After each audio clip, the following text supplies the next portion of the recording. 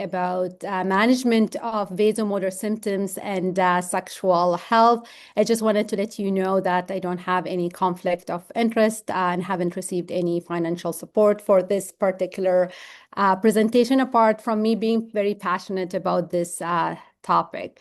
Let's start first with our learning objectives for today.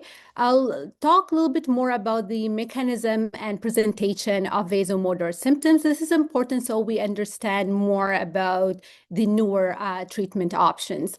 Then I'm going to review the both pharmacological and non-pharmacological treatment of vasomotor symptoms, because we know that some patients, they are not really keen to be started on another kind of medications on top of their medications, and that always comes with additional side effects. So I think it's a good opportunity to also talk about non-pharmacological options. And then finally, I'll talk about sexual health, the newer treatment, and treatment of vaginal dryness, dyspareunia, as well as low sex drive.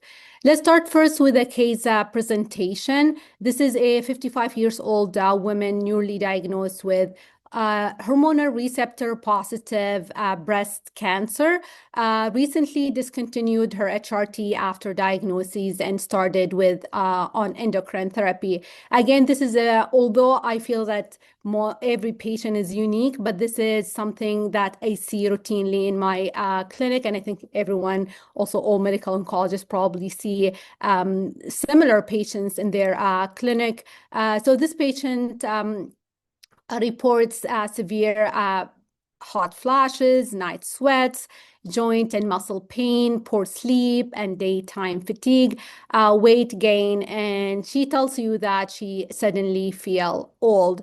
Again, when we talk about endocrine toxicities, it's not only about like hot flashes or vasomotor symptoms. They usually come in with cluster of symptoms, including hot flashes. But for this particular talk, I just want to focus mainly on vasomotor symptoms as well as sexual health. Let's first start with the mechanism of vasomotor symptoms. It's actually all starts with the hypothalamus and at a neurological levels. As you can see, the hypothalamus neurons regulate the body temperature. We know that estrogen inhibits the hypothalamic neurons, and neurokinin, which is a neurotransmitter, neurokinin B stimulates the hypothalamic neurons. And this is all to create balance and maintain the stable body temperature. But what happens with a decline in estrogen, this may lead to reduce that inhibition and unchecked neurokinin B stimulation. So because of the low estrogen, that can lead to imbalance of body temperature, and that's why that lead to exacerbate heat response, and that lead to hot flashes and night sweats. Just talking about the newer treatment, these newer treatment actually target that pathway and inhibit that pathway, which I'll talk about it in more details and later in this presentation. I just wanted also to mention, this is not only about quality of life. It's not just quality of life. We know that many patients, it's almost like 20 to 40% of patients would stop these medications because of vasomotor symptoms, because of side effects. So we're not even talking about quality of life here. It's also can lead to overall outcomes from breast cancer, because these patients would tend to stop their medications, and this will affect also disease-free survival. Let's start first about non-pharmacological approaches about to treat hot flashes.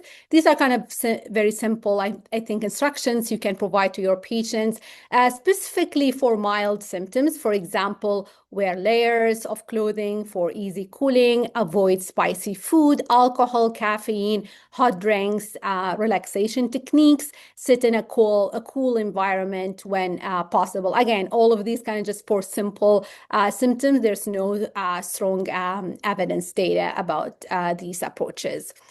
Let's talk now about the supplements. Again, I think like my patients and everyone's patient probably will come to you and ask, is this safe? Can I use this? Is this effective? This graph basically provide key studies in this field, and some examples of these supplements that can be used to treat hot flashes. For example, black cohosh, soy, vitamin E, flaxseed. But we know, like based on evidence, there's just very minimal benefit of these. As you can see, there's there's minimal benefits of these supplements compared to placebo. That this help an individual person? Maybe, but again, we have to be very extra cautious for patients with estrogen positive disease, because, for example, black cohosh and soy may contain some like pro-estrogenic properties, and that can increase their risk. So we need to be also extra cautious. For me, I always kind of refer them to our great pharmacist here, because always patients bring me these different kind of supplements. But bottom line, there is no, there's only minimal benefits. And I would say there's no strong data to support any of these supplements. How about acupuncture? Previous studies showed that there might be benefit, but most recent studies, and there's tons of studies actually about an RCT about acupuncture, showed that it's not as effective, especially if we were talking about shame acupuncture, which is basically kind of just when they don't really go do too deep, versus like real acupuncture. It might be helpful for some patients. Some of my patients say that it can be, they're helping, this is helping them, but again, we don't have strong data. How about exercise? Anyways, exercise, especially with all the current data, is very, very important to be part of our counseling and our like surveillance visit, because we know now we have very strong stage, I would say 3 clinical trials about the importance of exercise in terms of outcomes. But when it comes to vasomotor symptoms, I don't think, based on many clinical trials, that is as effective to reduce symptoms. Maybe for mild symptoms, but not for severe, moderate to severe symptoms. On the other hand, weight loss showed some evidence with level 2 evidence, but it has to be like more than 10% of body weight reduction. And I know that this might be difficult, especially for breast cancer survivors who are already on these medications and hard for them to lose weight. But just to put it out there, we do have evidence with a very important study, Women's Healthy Eating and Living. It showed that weight gain more than 10%. This may increase the risk of moderate to severe vasomotor symptoms, and weight loss more than 10% can decrease the symptoms. So there is some evidence for weight loss. Hypnosis, mindfulness, CPD. Why I'm bringing all of these strategies? Because these questions, you will get these questions from your patients, and some of them, they are more interested in non-pharmacological approaches. So hypnosis, CPD, we do have evidence for it. Mindfulness, yoga, not as much. But again, patient can use it for other health benefits. There's also cooling devices. Again, this is commercial devices designed to cool the body. There's some preliminary studies. However, again, there's no, I would say, definitive data to suggest efficacy. These are like another study showed like if it's effective or not. The study showed it's effective, but again, there's all of these studies. We need a little bit more stronger, I would say, high evidence studies. How about the stellate ganglion block? I actually sent at least 3 of my patients to consider this, and they find it effective, but this for a short period of time. It's an injection targeting a specific group of nerves, not commonly used. I use it for, or I refer patient if they do have refractory symptoms like pharmacological, non-pharmacological approaches not useful, then that's something that you may consider. There's someone at Mount Sinai Hospital who can do it. It's usually known to be for pain management, but this is something that we may consider. We don't have a lot of data in terms of like safety. There's a few reported adverse events, and some of my patients told me it's a pretty invasive procedure, but it can reduce vasomotor symptoms, especially for those who have refractory symptoms. Now let's go to pharmacological agents. I think most of you probably would be more interested to hear more about these, especially the newer agents. We do have antidepressant, neuroepileptic agents, anticholinergic agents, hormonal therapy, but I'll talk about everything in details. Again, all of these medications, they come with additional side effects. So shared decision making would be kind of the best way to approach this. It's the same graph, but we added all the other types of pharmacological agents, including venlafaxine and oxybutynin. So all of these show to be effective to improve hot flashes. Let's first start with SSRI, including paroxetine, venlafaxine. As you can see, it's really effective, and especially for vasomotor symptoms, but we have to be extra cautious for patients who are on tamoxifen because of the interaction. So venlafaxine will be kind of the best for patients on tamoxifen. For gabapentin, it's also very effective. It's also dose dependence, I would say. The higher the dose, the better, but some patients can get away with only 300 milligram. You can start with 300, then 600 and 900 milligram. It can be TID dose, or sometimes, especially if the patient has more, I would say, night symptoms and they have sleep issues, you can even give 900 one dose at night. You can go up to 2,400 milligram, but this is pretty high dose. I usually don't go more than 1,200 milligram. This is a good study that showed the difference between venlafaxine and gabapentin. This is a randomized crossover clinical trial between venlafaxine and gabapentin.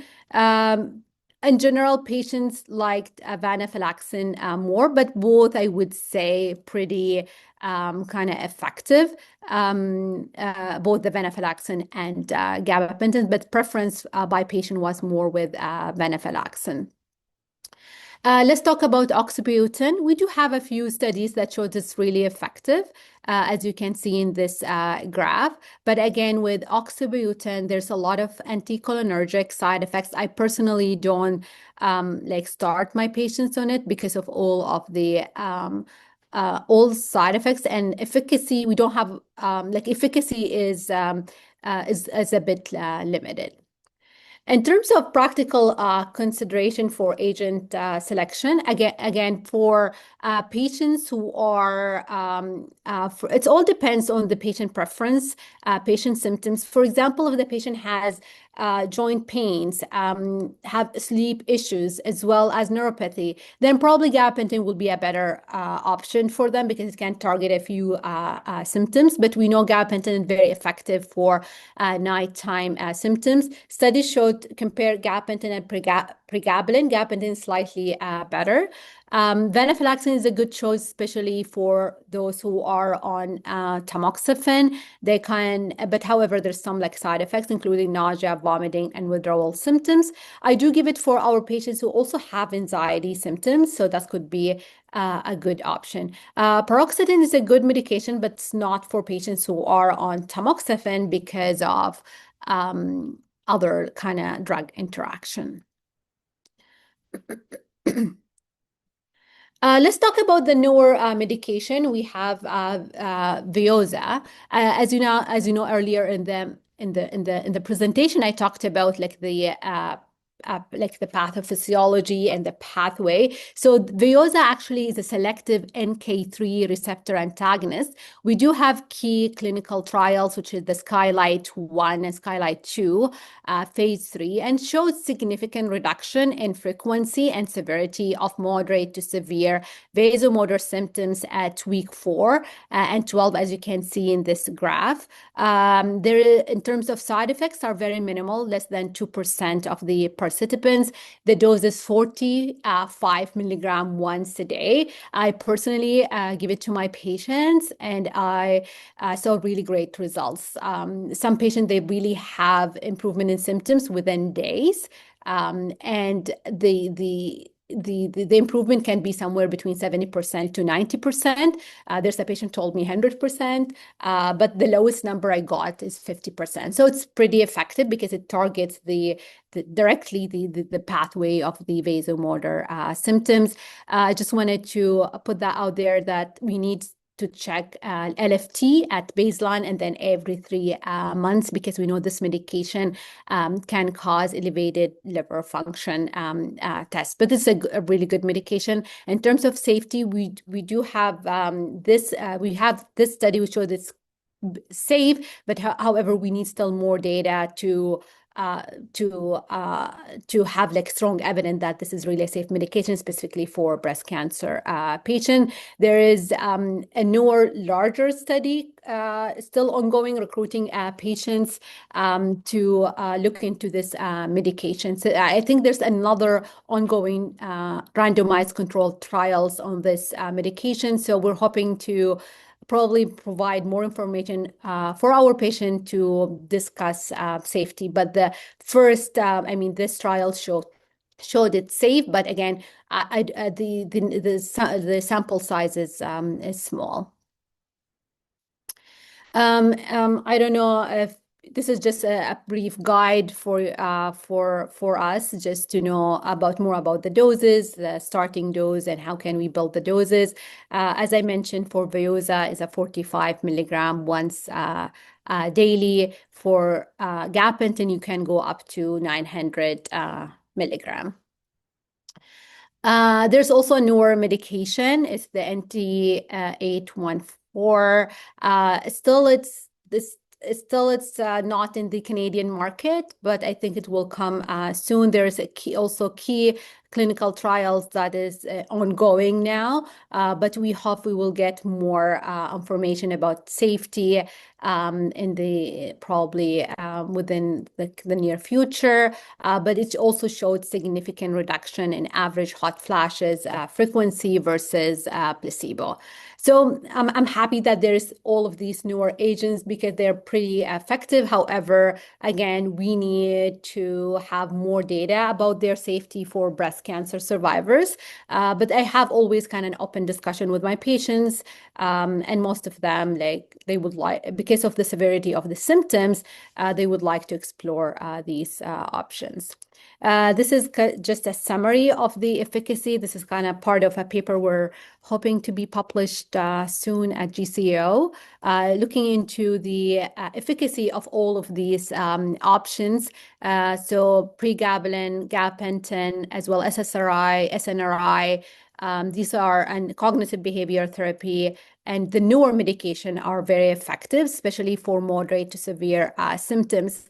For patients who have mild to moderate symptoms, we don't need necessarily to go to explore like pharmacological options. They can maybe get away with like non-pharmacological options. But at least we have a few options that we can discuss with our patient, and we hope that these symptoms is not a reason for them to stop their medications. So this is kind of all about kind of vasomotor symptoms, I would say the management strategies out there. Again, it all depends. We need to provide more like personalized approach and to the patient, depending on their like symptoms as well as if there's any other symptoms, because as I mentioned, these symptoms, they don't come in isolation, they come with also cluster of symptoms and side effects, toxicity, specifically from endocrine therapy. Lifestyle modification always key. I think for most, I would say, symptoms. For pharmacological agents, we do have multiple options, so you can discuss it with your patients, not only about quality of life, it also will improve adherence to these medications. Because as you know, that I get also many referrals that patient discontinued their medication because of these symptoms.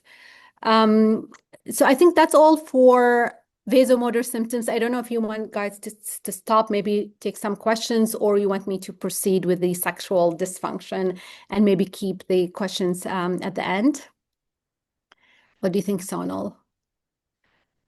Let me see. Does anybody have any questions right now? Maybe if you want to put up your hand or put in the chat. I'm sorry I had to turn my video off, Mona. I had to run back to clinic, but maybe you want to continue. Yeah, let's I see continue and Kesha. then. No, Kesha has her hand up.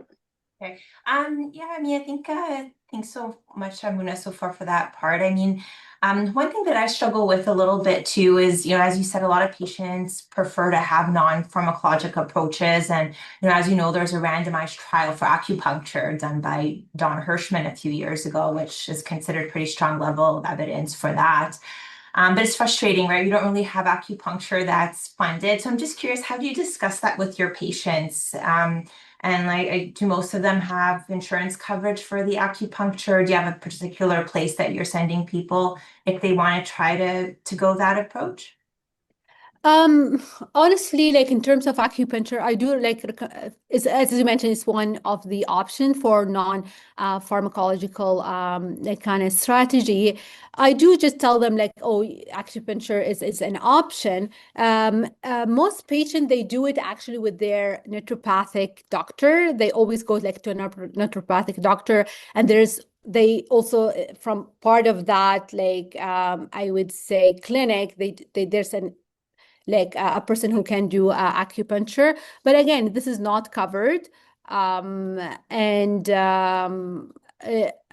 again, so I just like provide, I don't really have a list of like acupuncture places, but most of my patients, they told me that they've been doing this as part of, they're going to like naturopathic doctor and they do all of these kind of stuff. But I personally, in terms of efficacy, in terms of my patient, they find some benefits with it. But again, when we're talking about severe symptoms, I don't think that acupuncture will be like kind of the most effective thing. So probably they would need also medication on top of that. Great. Thanks so much. Are there any other questions from anyone? Maybe I'll ask one if we've stopped for a bit. So I often use pregabalin in my patients, especially because it's one of the drugs I like to use for patients who have myalgias from chemo, and they tend to sort of stay on it. And then if I start an endocrine agent, we sort of scale it up. I saw it in your table of options with the starting dose, but you did mention specifically gabapentin. Is there any data comparing the two, and is there a reason why you might prefer gabapentin over pregabalin? I'd be happy to switch if we think it works better, but and I find it's modestly effective. So some patients it works beautifully for, and other patients sort of it doesn't. So I'd love to hear your thoughts on pregabalin.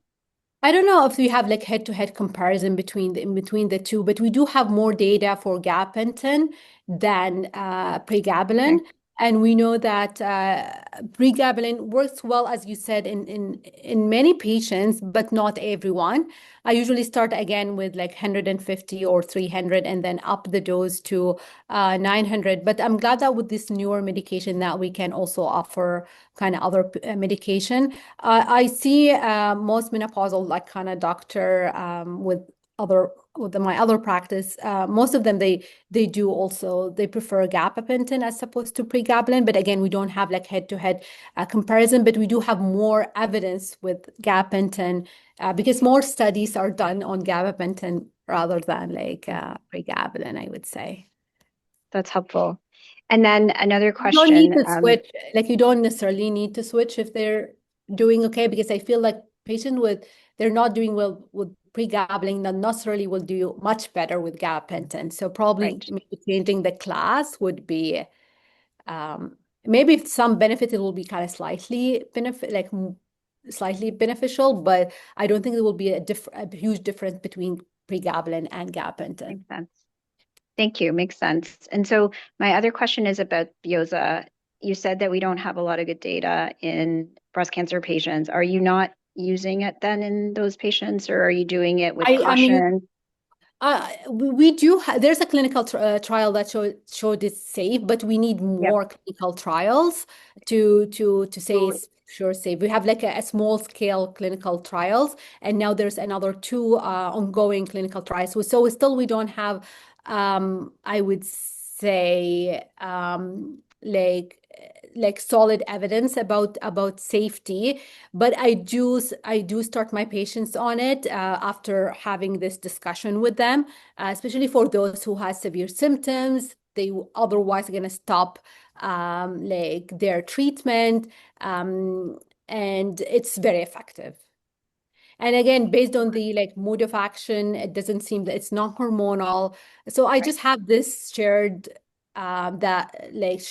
decision making, that we don't have a lot of data regarding safety. We have a small scale randomized controlled trial showed it's safe and effective. However, we need more data. Are you comfortable like with this?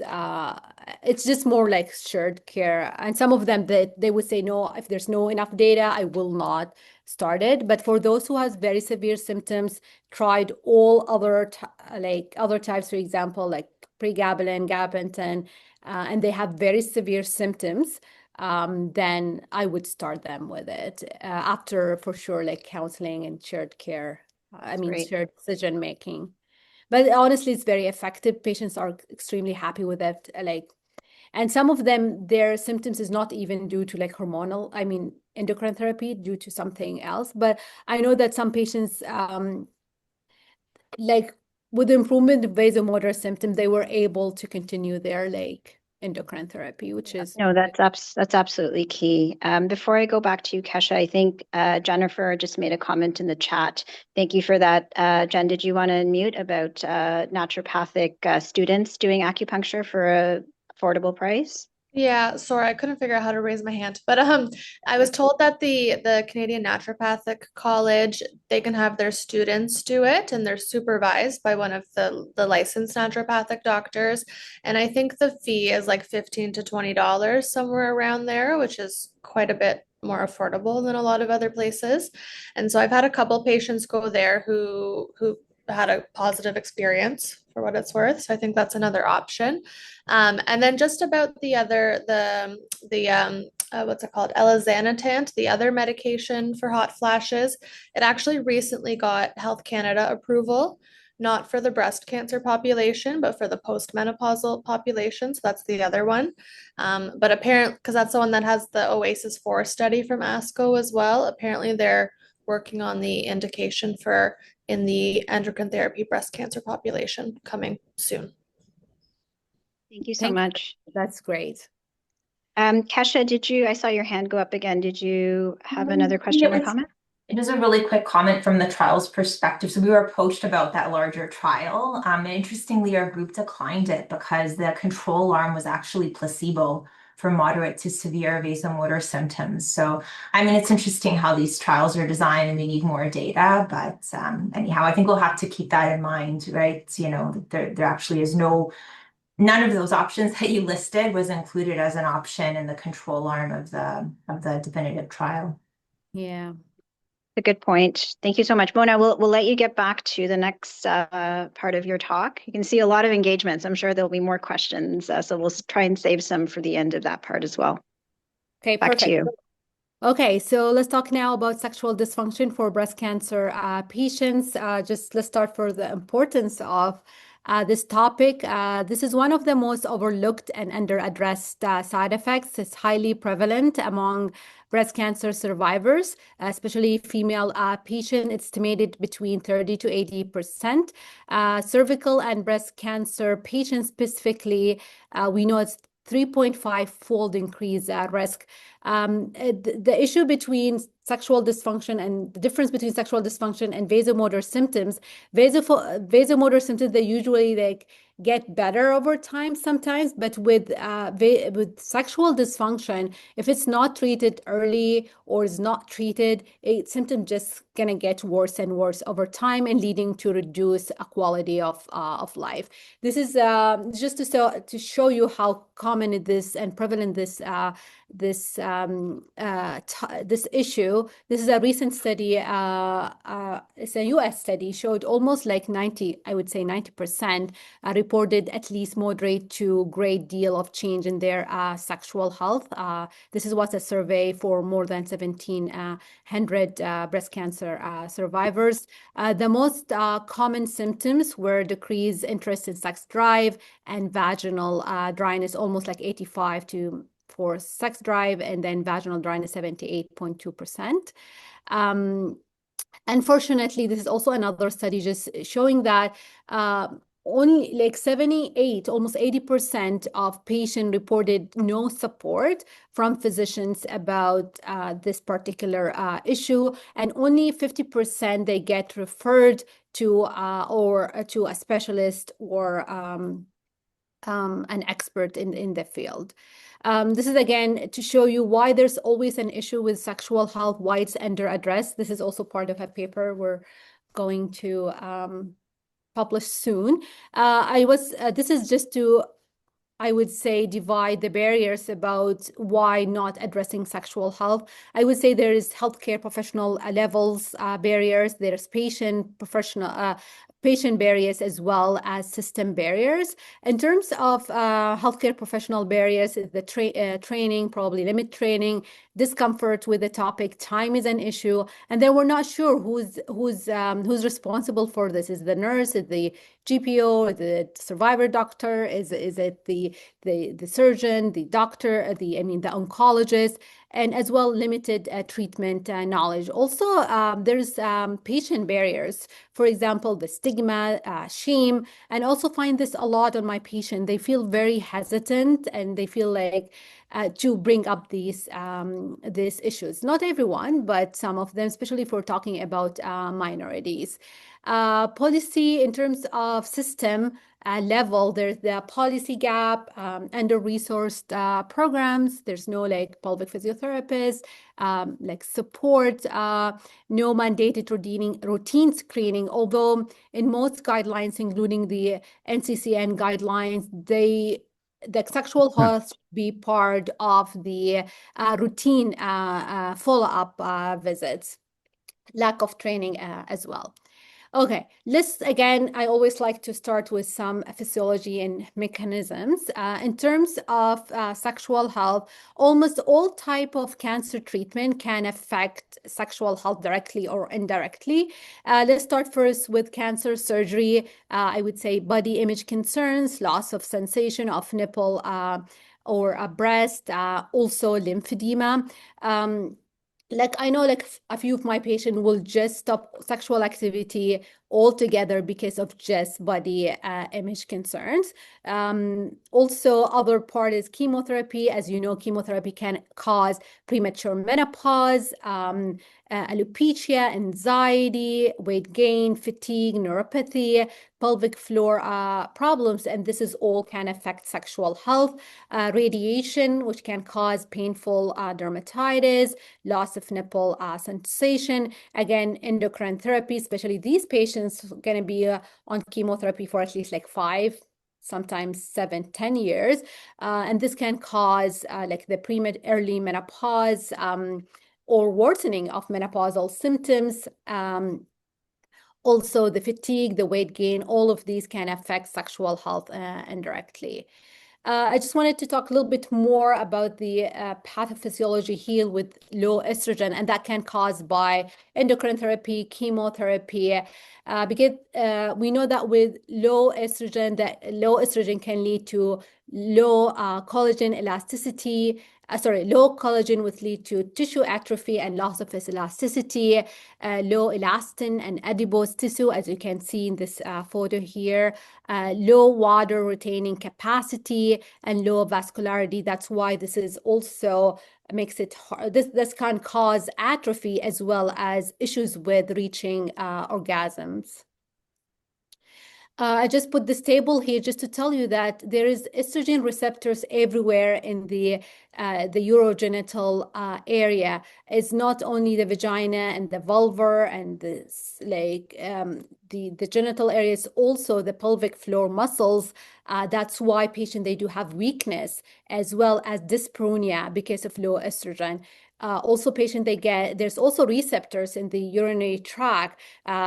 So these patients, because of low estrogen, this can cause to incontinence, can cause also UTIs. And I'm getting a lot of my patients having issues with recurrent UTIs. And this is because of the low estrogen. I want to talk specifically about GCM, which is the genitourinary symptoms of menopause in breast cancer survivors. Most of our patients, they already kind of menopausal at diagnosis. Some of them, they were on HRT, but then now they stopped HRT, so they have these symptoms.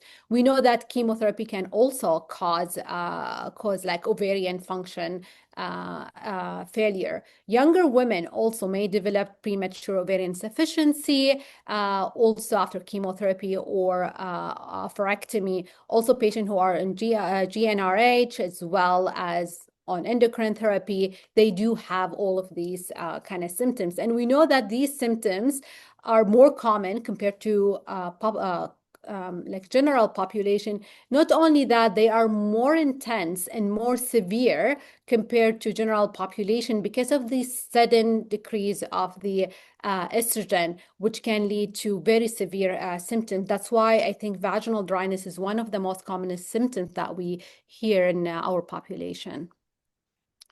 Let's start first with how to assess or how to start this conversation. This is from the NCCN Survivorship Guidelines 2025. Some of the questions that we can use is, do you have any concerns regarding your sexual function, sexual activity, sexual relationships? Are these concerns causing you distress? I personally use this question, especially for those patients who are little bit have difficulties to open up. I just say, like, many patients who have gone through breast cancer treatment notice some changes in their sexual health, for example, dryness, discomfort. Do you have any issues? This is just to normalize the topic, but ideally we should ask every patient proactively about sexual health.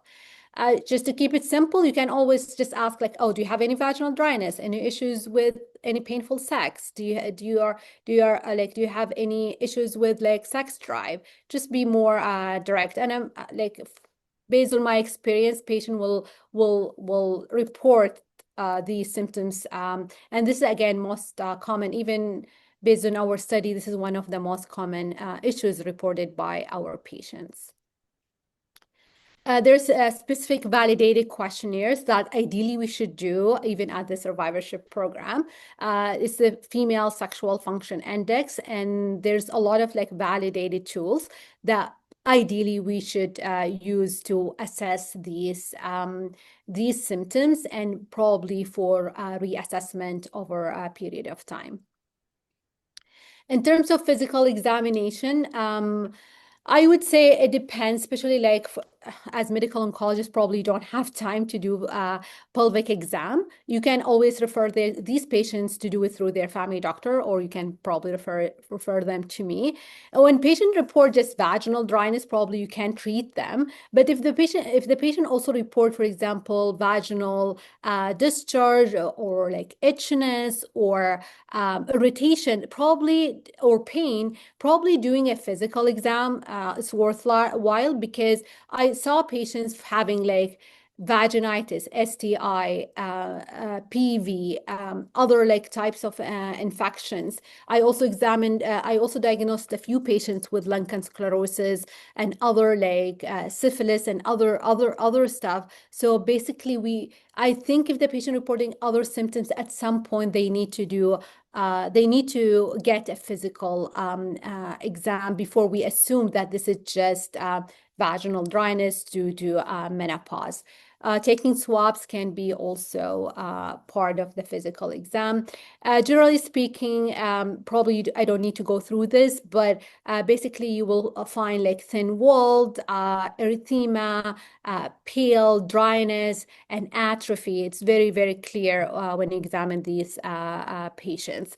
Sometimes they need to do, for example, targeted assessment for dyspareunia to see exactly where's the pain, whether it's superficial or deep, because that will help us in terms of management. Again, if you don't have time, that's fine. You can refer the patient to their family doctor. But I think it's worthwhile to do the exam if there is other symptoms associated, not only vaginal dryness. In terms of treatment goal, I would say just educating the patient would be also important, just to tell them about why they're having these symptoms, because most patients, they feel ashamed, they feel that there's something wrong with them, but just tell them that this is very common. We see this all the time. This is because of the low estrogen, because of endocrine therapy, because of like all of these. I think the education is also key to tell the patient why they're having these symptoms. It's also important to talk about like efficacy, potential side effects, which I'm going to talk about each of these strategies in later in this presentation. And again, treatment decision making is important, because we know that some patients will discontinue their medications, including endocrine therapy, because of vaginal dryness.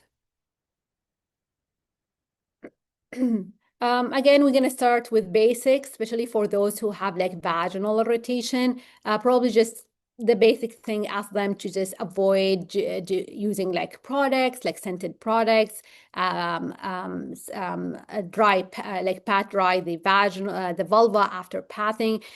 Usually what I do is I just give them a handout with like vulvar hygiene, so patient they are aware of the like do and don'ts, but usually they don't need to add any other kind of unnecessarily products, because that can cause irritation, especially the vulvar and the vaginal skins are very, very sensitive. Also, lifestyle modification, again, is also part of any, I would say, symptoms, because we know with smoking cessation can improve, because smoking cessation can improve genitourinary perfusion. Weight also can help. Physical activity can also improve actually sex drive and overall function.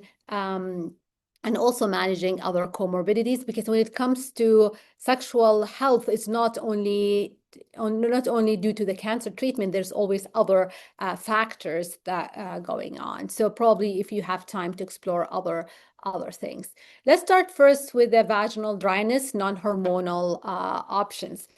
The key here is like asking patient to use moisturizers. This is kind of the most important thing. I always ask my patient, just the way you take care of your like face, your skin, take care down there, because moisturizers is key, because after menopause, there's decrease in hydration secretions, so you need to use like moisturizers to help with that. So we know that moisturizers mimic natural secretions, rehydrate tissue, and retain water.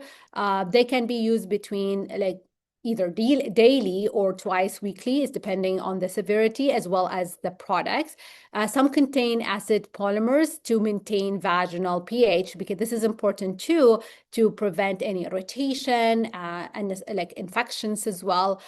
We know that polycarbophil-based moisturizers, like for example, Repellents, can be superior compared to other products. Can improve vaginal elasticity, moisture, pH, and comfort. And some studies also showed it may have comparable efficacy to vaginal estrogen, specifically for those who have mild symptoms.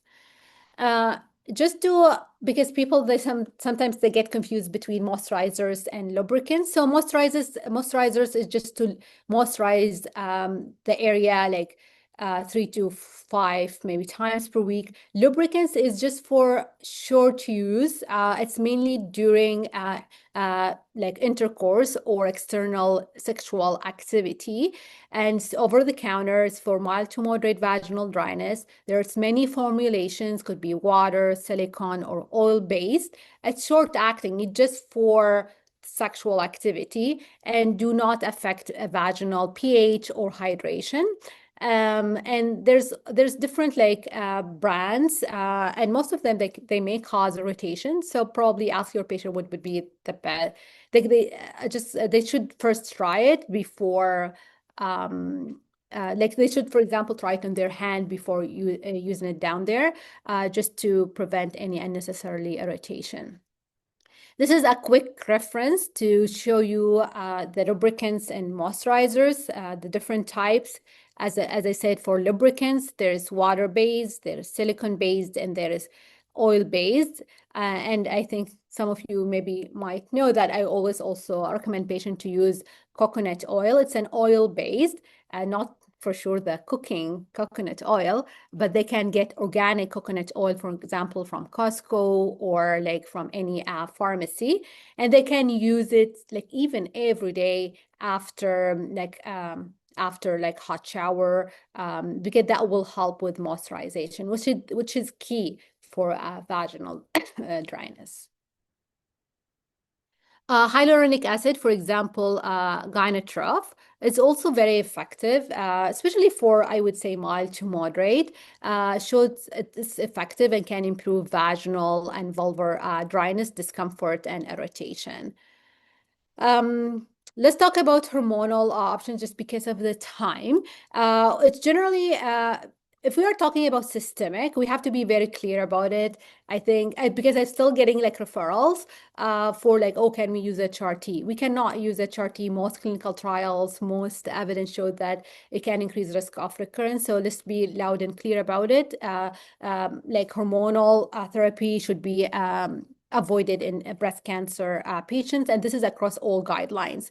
In terms of low dose estrogen, it's highly effective. It's actually one of the best treatment for GSM, but I just need to go through this into a little bit more details. It all depends on the systemic absorption, and this all depends on the type of the estrogen, the product, whether it's cream, tablet, or ring, the application site, the vaginal mucosal state. So that's why probably cream, they found with cream that have more systemic absorption compared to others. Also, we know that based on observational study, tamoxifen treated patient is more safer in tamoxifen treated patient than AI treated patients. Here are the different types of formulation. Vagifem in the tablet. Again, all of these can cause like side effects, including irritation, spotting, and discharge. But the key here, vaginal, like Vagifem is safe, because it's not like safe, but it's like because we don't have like evidence, like high grade evidence, I would say. But Vagifem has less absorption compared to ring and creams. So in terms of safety evidence, some studies show transient serum estradiol increase, mostly within postmenopausal ranges.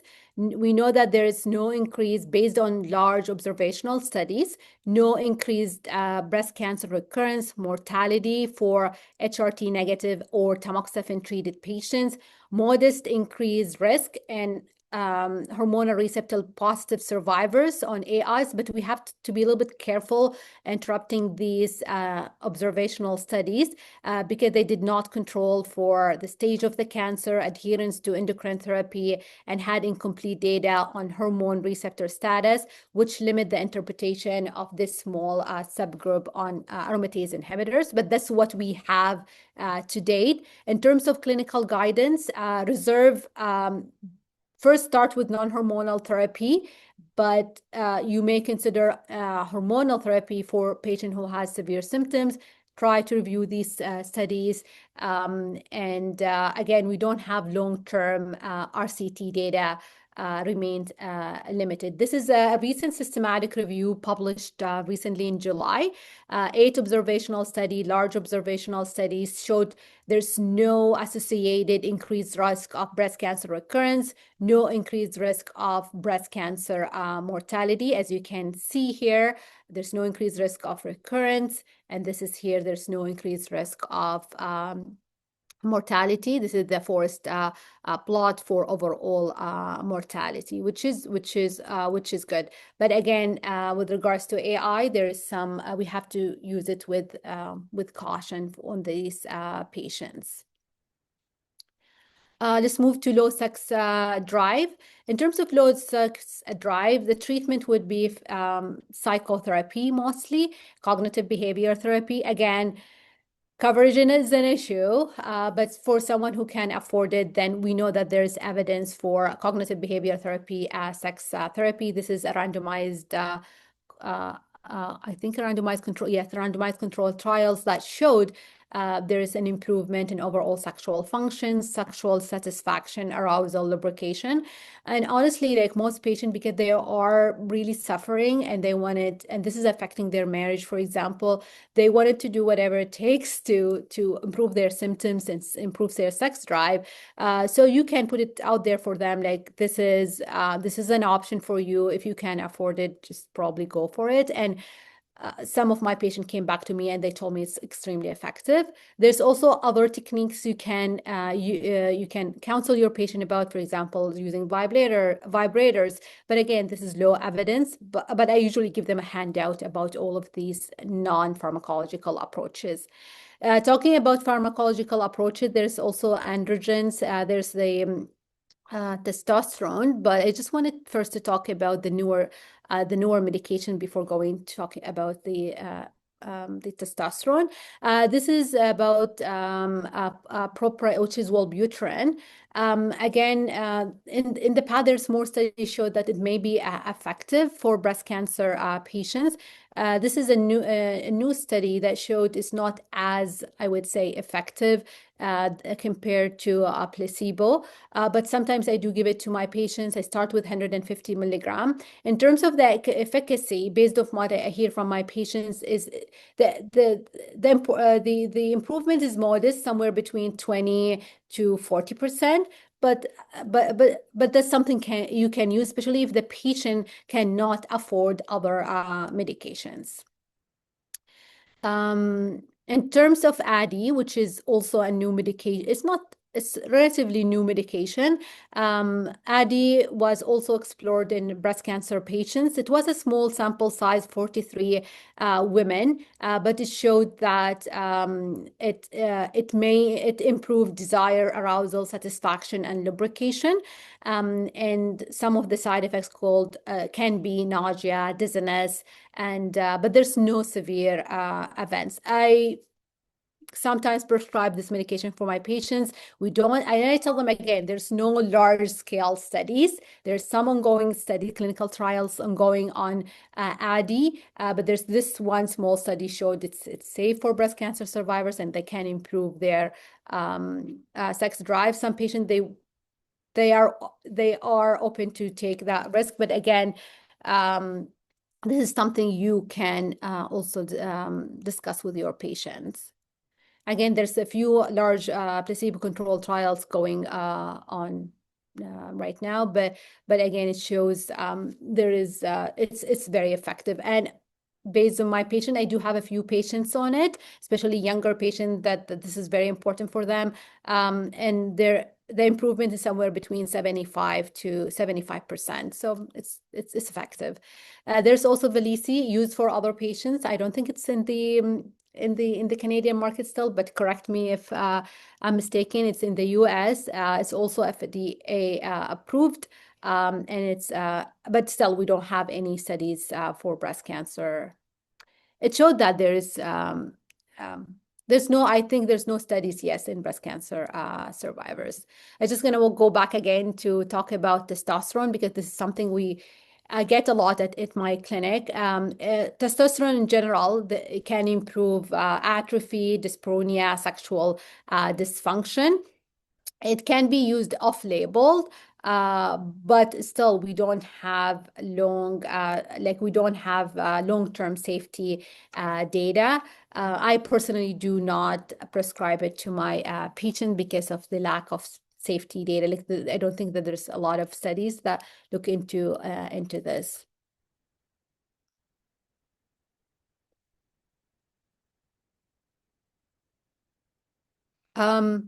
There is also Intra-Rosa, which it's also another medication that can be used, which again shows it effective. It can be used for patients who are on AI, and it showed it's safe. But again, we need more studies to to evaluate safety.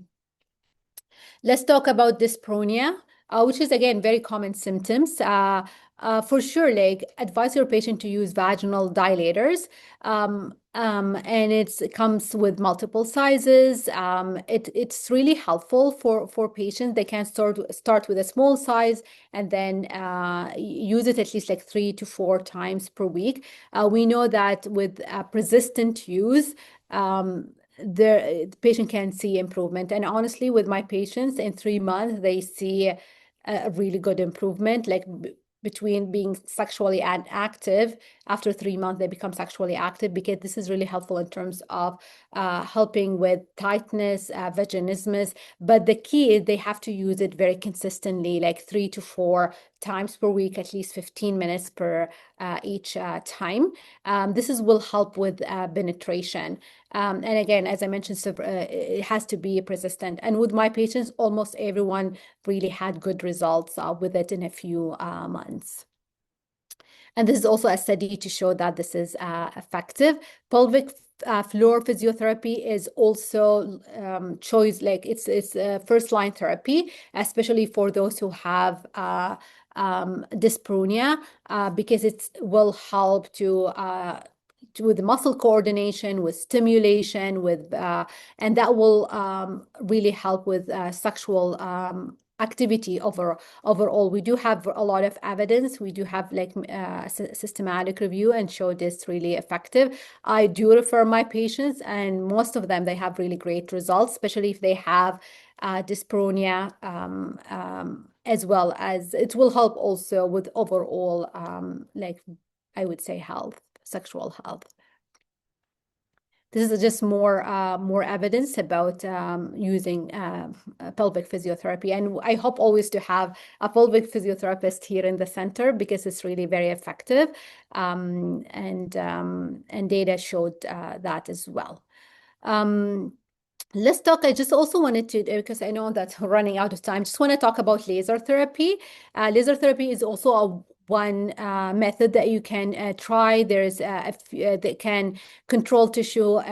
It's a controlled tissue injury, simulates fibroblast, enhance collagen synthesis, vascularization, as well as tissue remodeling. It helps with dyspareunia, dryness, itchiness. We do have recent systematic review showed. I would say with laser therapy, there's a little bit mixed evidence. Some recent studies showed it's not effective. Other studies showed it's effective. So there's mixed evidence. My patient find it really effective, but we don't have long-term data. All what we have is all short-term data, but it's something that patient can consider. And we need always kind of more data to support this. Again, in terms of concerns about laser therapy, lack of long-term safety data and clear guidelines, and it's very costly. It's around something between 2K to 4K by, I don't know, a few sessions. This is about intraoral. I think I already talked about, but this is also a good option, especially for patients who are on AI and you don't want to give them topical estrogen. We need more data. This is also lidocaine. You can use it for patient who has dyspareunia, especially superficial dyspareunia. That's something we can consider, and I usually give it to my patient who they have dyspareunia. It's very local. They can use it. Yeah, and it's effective too. I think that's everything I wanted to talk about. I just don't want to go over time, and I'm happy to answer any questions. Thank you so much, Mona. I learned so much. And because we're at time, maybe I'll encourage everyone, invite them to reach out to you if they have any specific questions. If you're willing to share your slides with us, perhaps you can circulate them to us. We would be very grateful if possible. And the other thing I would make a plug for is I personally, and I know some of my colleagues, have been referring patients to you for a bit of a shared care model, not just sort of at the time of discharge towards survivorship, but to really lean into your expertise for these management strategies for our patients. As you said very early on, which is very important, is managing these holistically helps our patients stay on their therapies, have improved quality of life, and do better overall during treatment as well as the survivorship phase. So thank you for your expertise. Have a really great afternoon, everybody else, and we'll see you next time. Thanks, Mona.